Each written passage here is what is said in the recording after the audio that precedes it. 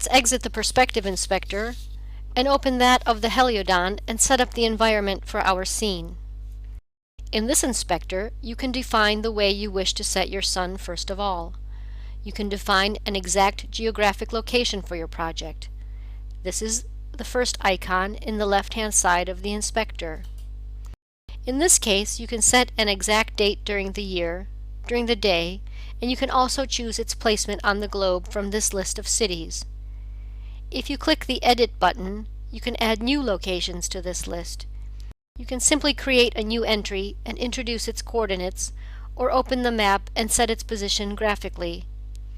Set the daylight savings time and the time zone as well. Still here, you can set the north of the project either numerically or graphically.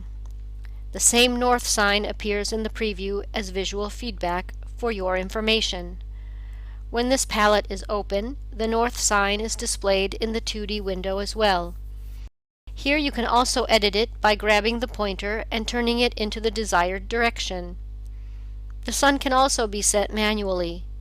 In this case, select the hand icon and the settings will change. On the circle, you can move the sun horizontally in the sky and elevate it with the help of the other setting. You can also move the sun in the preview. As soon as it becomes visible, you grab its icon and move it wherever you want. The third possibility is the sun at 45 degrees. Here you don't have to do anything, just select this option. The sun will automatically be repositioned to close an angle of 45 degrees with the main view direction of the camera. If the camera moves, the sun position will always follow it. Most of the time we'll work with the sun placed in an exact geographic location.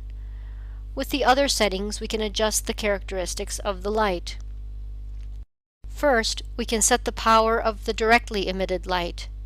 Below is the cursor for the color, specifically for the saturation of a given color.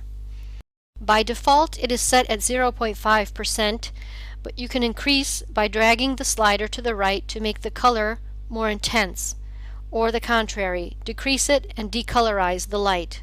If the shadow checkbox is checked, it means that shadows will be calculated and displayed in the preview, but we can also discard it if you wish.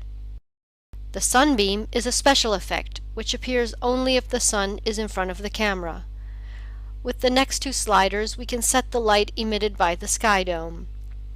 The first slider is about the power of this general light, and below, the second slider manages the saturation of the given color that we already show for the direct light. The next checkbox will activate the lens flare effect, which can be viewed only if the sun shines into the camera. There are 4 types you can choose from and set their intensity with the slider. There are 2 sky options in Artlantis 6. You can set the physical sky of the new engine, and you can also switch back to the Artlantis 5 sky. The physical sky, you'll have a realistic calculation of the light emitted by the sky and the sun. If you choose the other, Artlantis 5 sky option, the Edit button below turns active and you can open its dialog. Here you'll find the sliders for the 4 cloud types to furnish the sky dome. In fact, you can set the sky exactly the same way we did in the previous version. You can work on the exposure of the sky and increase the pollution. This setting becomes visible during sunset first of all. By clicking on the little dice, you can reorganize the set amount of clouds on the sky dome. And with this, we have finished reviewing the Heliodon inspector and its possibilities.